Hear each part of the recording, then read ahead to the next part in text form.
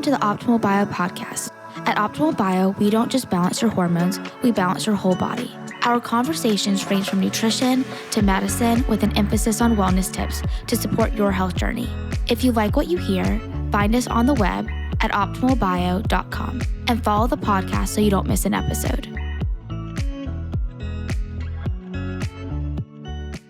Thank you for joining another episode of the Optimal Bio podcast. Today I'm so excited to speak with Scott and Josie, the owners of Onward Physical Therapy here in Raleigh, North Carolina. Thanks for joining us today. Yeah, thanks so much for having us. I know I'm excited to talk about all things physical therapy because I feel like people think physical therapy when you're hurt, right? Or if you're rehabbing after surgery. So can't wait to talk about all the things you do. Especially that you guys both have different specialties. So let's just start with your backgrounds and what brought you to Onward. Yeah, so we actually went to school together. We've been doing this for like 7-8 years now, I think. Yep. Creeping up around there. And I think we both sort of took very different paths, and I'm sure we'll dive into that more, but very different paths in what our specialties are. And I kind of focus more on orthopedics in general, but with a big performance side of things. And I do see a lot of fitness forward people is kind of how we preach it. And I don't care if you're like a professional athlete or just, someone who literally just wants to learn how to kind of optimize their health and wellness and work out a couple times a week, and you're just an amateur, but see a wide range of people, but with that sort of mindset of, hey, I want to be healthier and more fit, and not just what you're talking about earlier where, hey, I'm sick, I'm hurt, I need help. Granted, that's, what draws most people at least to our website or in the clinic in the first place, but then it's sort of that, hey, how do we take this to the next level? Like, how fit can we make you? How healthy can we make you? Which obviously ties kind of into what you guys do over there across the way. I think if everyone can really go into the preventative aspect of health will help so much instead of oh gosh, I'm sick, I'm hurt. And of course that happens, but so many things can be prevented way before they start happening. I love that mindset. I think trying to really get people to adopt that. Our healthcare system's a little, I don't know if it's too early to get on a soapbox. We will talk about the healthcare system whenever you want. It's kind of how it's set up though, right? Where you basically seek care when you're hurting or sick or something's wrong, and we need to sort of have this, hey, how do I just optimize my day-to-day life? I feel good. Why not feel better? I know. I think we're so used to it's normal to feel this way because my friend feels this way. We're tired. We're this or that. It's just because it's common, that's not how our bodies are supposed to work. Oh, I love that. That common versus normal thing. That's a huge role in the pelvic world. All of these dysfunctions you're seeing, yes, they are so common, but so not normal. And you can get help for them. There are great treatment strategies out there to help prevent all of that dysfunction and help you live your life as healthy as you can be, like we just said.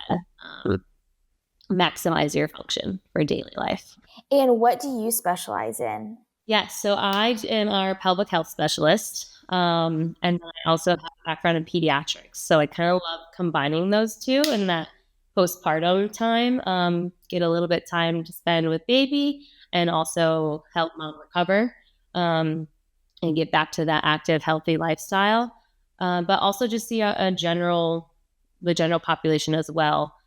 Kind of to get into some of the myths of pelvic health. Pelvic health is not just if you've had a baby. Anybody can get pelvic floor physical therapy, men as well. Anatomy a little bit different function, but ultimately the same in how we would treat some of those dysfunctions. Just being able to prevent that dysfunction that is so common in the general population as well is just so rewarding because, like you said, it is so common, but you shouldn't have to be living with it. And what do you see that's causing these dysfunctions? So a lot of our pelvic floor dysfunction, people usually think, oh, I haven't been doing my Kegels enough, like my pelvic floor isn't strong enough. That is one component of it, of course, but it's so much more than just that. With the main thing being, yes, you have to have the strength, but you also have to be able to know how to relax your pelvic floor and when to relax your pelvic floor for optimal health, as well as we get the coordination of your pelvic floor with your movement. That's a big thing that is misunderstood in the pelvic health world, that it's not just about the Kegel, and learning that relaxation and motor control of those muscles, just like any other muscle in your body, we need to train those for optimizing function. And strength is only one aspect of that.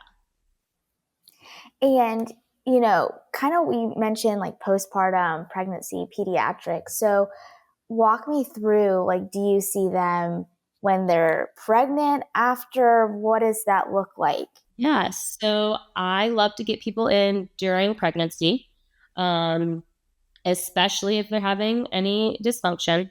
Urinary leaking is one of the most common things we'll see during pregnancy. Just all of that added stress on your pelvic floor. You're growing a baby. It's supporting so much. But then kind of into that third trimester, we do a lot of birth prep classes. So getting you ready for labor and delivery, making sure you know how to relax your pelvic floor in order to prevent those higher degrees of tearing if you are having a vaginal delivery, and really getting your mind and body connection ready for labor and delivery. It is so much a mental game as it is physical.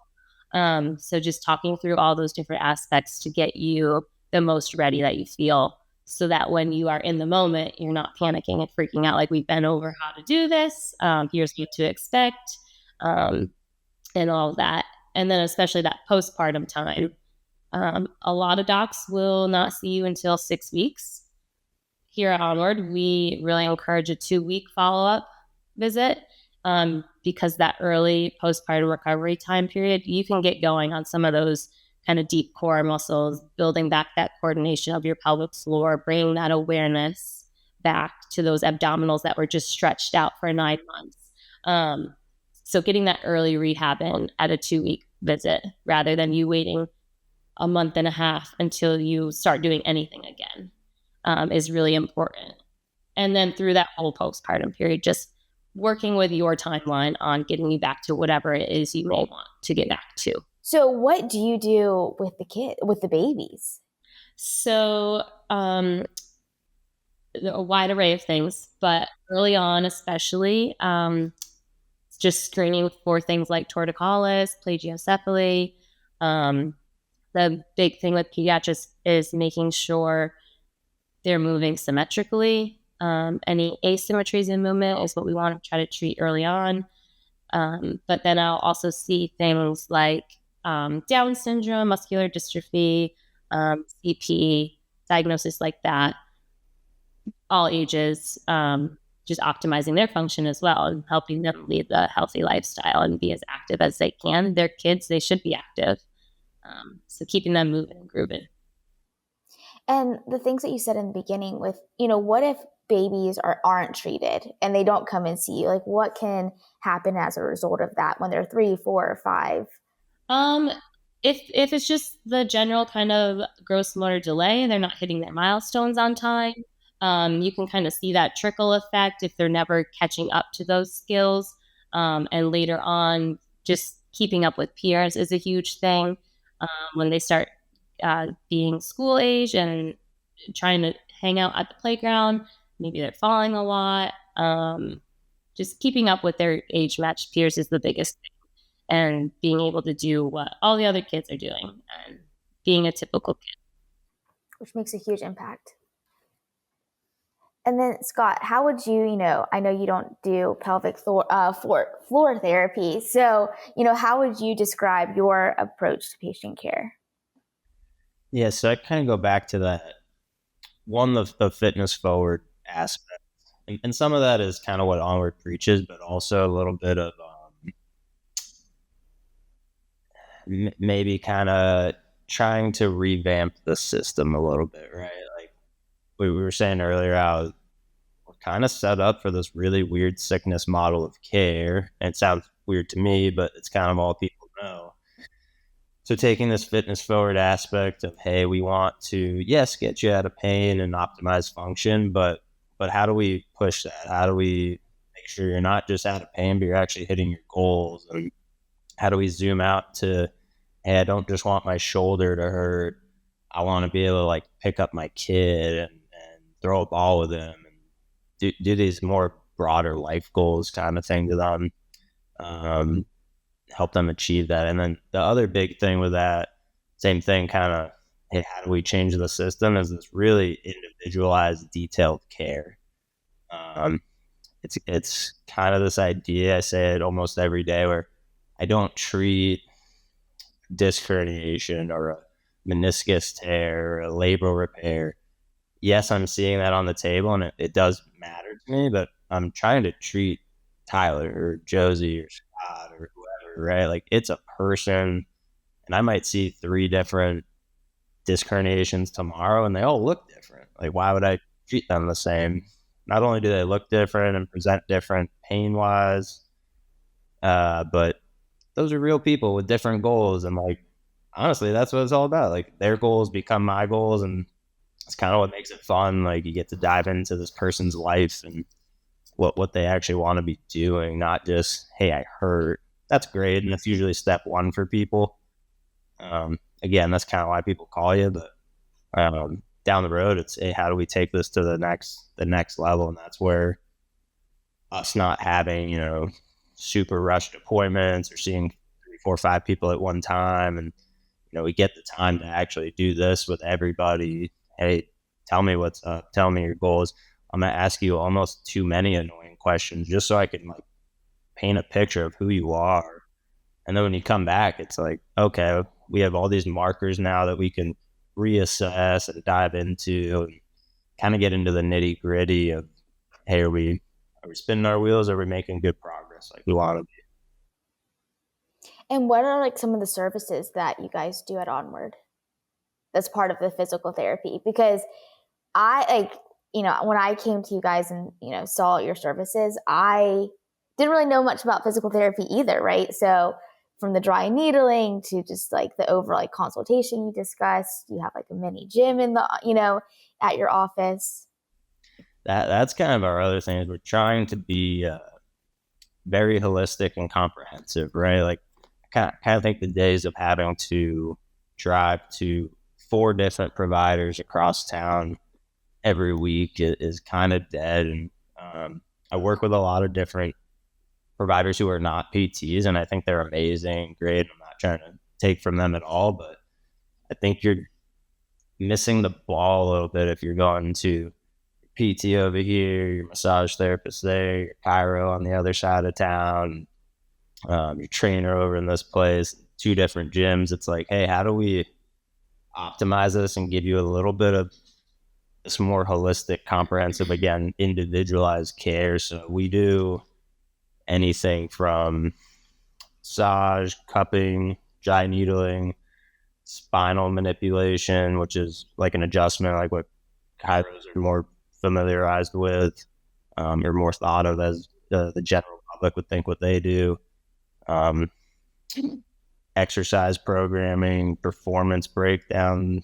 We do have a nice little gym on the other side of this wall I'm staring at, with kind of everything you need, right? So same thing there. It's not this, hey, we have 5s and 10-pound dumbbells and like 1 medicine ball. It's, hey, there's a full set of dumbbells, kettlebells, bumper plates, a barbell, squat rack, a bike. Like we got whatever you need. And again, that's that individualized. If you're telling me, hey, my back hurts when I squat, and I'm a big, bulky, we're talking 300, 400-pound power lifter guy, I got to give him more than a 10-pound weight to see what he's talking about. 10 pounds is not going to do anything for him.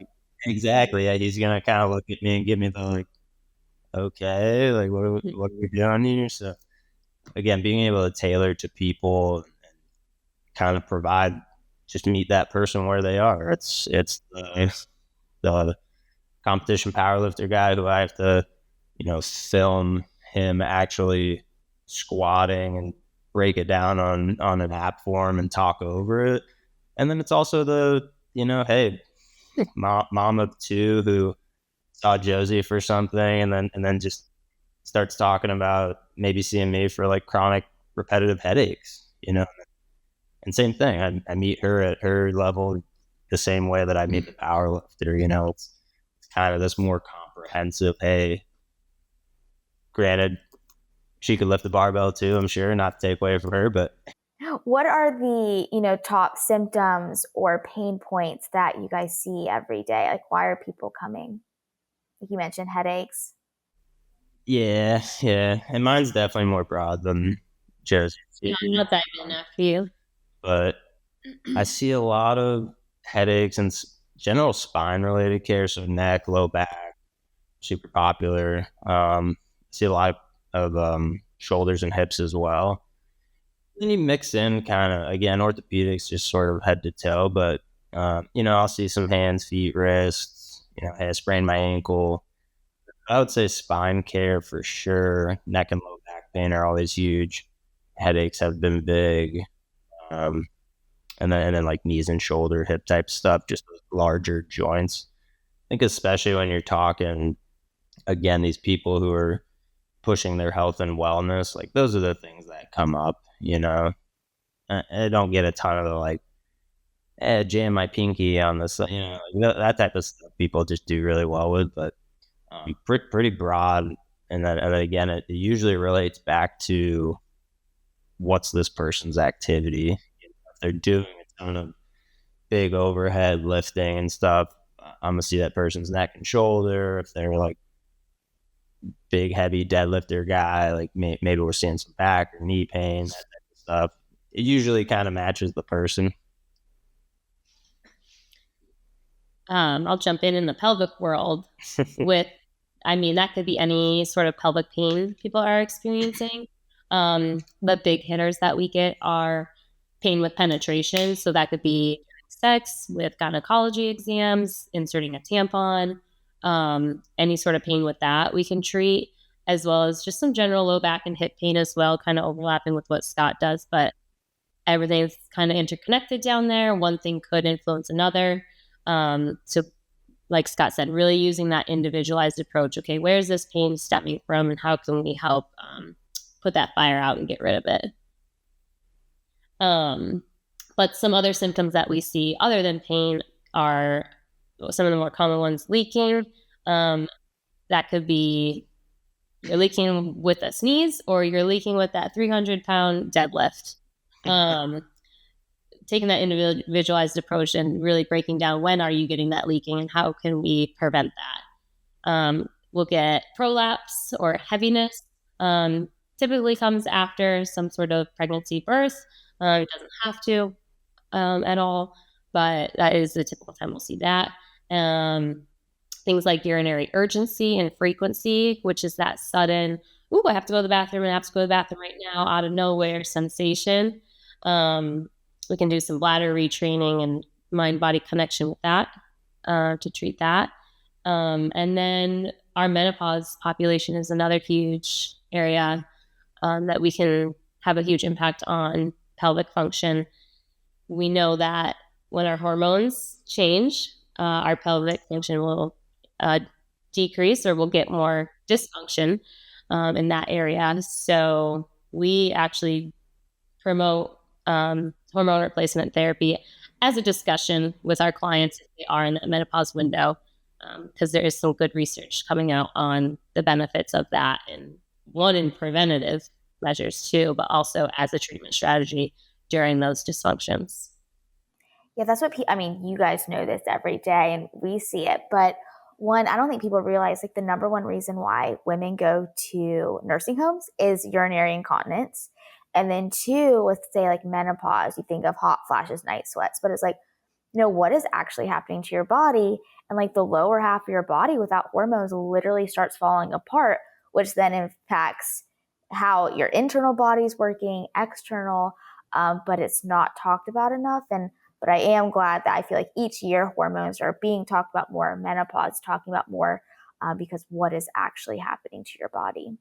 Yeah. On your side of things, is there like a length of time that being on hormone replacement therapy is advised against? Like if say you're on it for 10 years now, is that good, bad? Oh yeah, we say stay on it forever because we, do bioidentical, so it's all natural.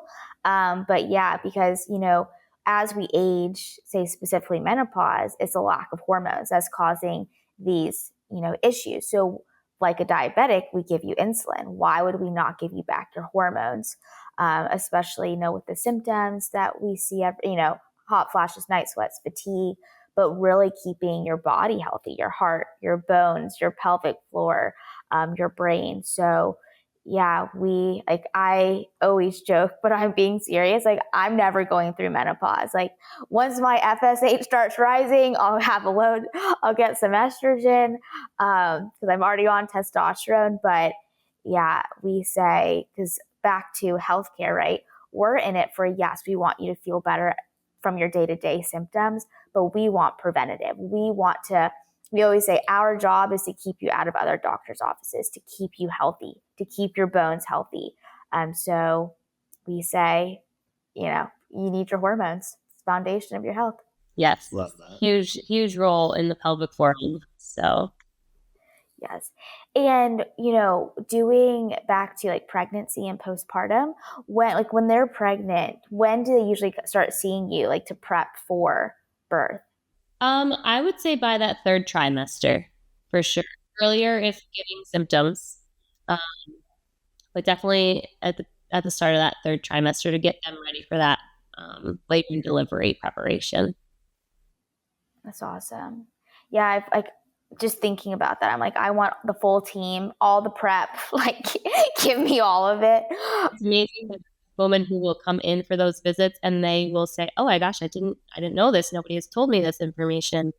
Not even the OBs are really educating on what to expect during labor and delivery, and for that matter, after labor and delivery. So just being that resource for. Exactly. No, I think it's huge. Like I always say, like I want everyone to know about like the role of hormones, pelvic floor, but especially, I live in the hormone world, but especially the postpartum moms, because you go to your OB with postpartum questions and you think they should specialize in it. And they're like, oh, you're fine. Oh, this is normal. But there's no education. And it's like, I'm just so thankful that like at least I know what's happening to my body after. Not that it's going to make it better, but at least knowing can make, at least hopefully, like, okay, this is why I feel this way. What can I do about it? Instead of being told, oh, you're fine. It's like, I'm not fine. Yeah, and not normalizing that you're leaking a little bit after you've had a baby. Whether you've had it 6 months ago or 6 years ago, it's never too late to get pelvic floor physical therapy either. So there's always something to be doing. I think that's such a great point. You can always heal. Yes. Just like any other muscles in our body, they can recover and get stronger and prevent any dysfunction. I feel like so many patients, like talking about doctor, they're told like, oh, this is fine. So it's like, okay, so I should be leaking for the next 50 years of my life? Like, absolutely not. Yeah. I always talk about I'm like, athletes have a full team of wellness, all of it. So I'm like, how can we as non-athletes have like a mini team, right? And be able to deal as best as we can. Yeah, just like the general public. Exactly. Let's switch over to, what led you guys to open Onward? Yeah, definitely a few things. I think the big thing kind of goes back to that flawed system we were talking about, where it's filled with these rushed appointments and seeing too many people all at one time, and not getting the time to truly talk and listen and learn about somebody. And we'd go to these continuing ed courses and be like, oh, this is sick, like really pumped to implement this on Monday, and you get there and it's like, well, I don't even have a system behind me to allow me to do that. thinking, hey, I want to implement X from the weekend, really work on that one thing I learned. And then you get there and it's like whirlwind of too many, again, rush patients, people all at once. I'm not able to even implement this really cool, beneficial thing. I kind of got to this point where I was just like, what are we doing? Like, why are we? I feel like we're only scratching the surface on what could be from a quality of product type of scale. So really just opening it with that in mind, like, hey, how do we provide the absolute best quality product for each person, with that goal of like, I want to get 1% better at every little thing constantly, and hey, how do we improve this? How do we improve that?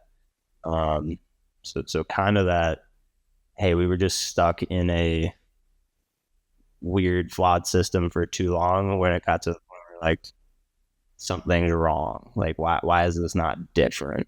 And then how do we create that and give that to our community and actually have a community, like never truly building. You spend a lot of time with people here and you get to know them and talk to them, and it's been cool being able to see somebody and they come in and they tell me all about their pain, and then it's like, well, hey, how's this, how's that, what's up with the new job and the dog and blah blah blah. And it's like you're building this very comprehensive product for people is really cool. And I hate this question, like, oh, what's your 5-year plan? But you said you're just scratching the surface. So when you think, like, say in the next 12 months, like, what is there something you want to add to your services, build out a team, open another location? Oh, yeah. I think the answer is just yes. Yes, I love that. Yeah. All of the above. Yeah, we are currently trying to hire right now, which is cool. Looking around there and again, just trying to find someone who has the same mentality and can deliver that higher quality product day in and day out.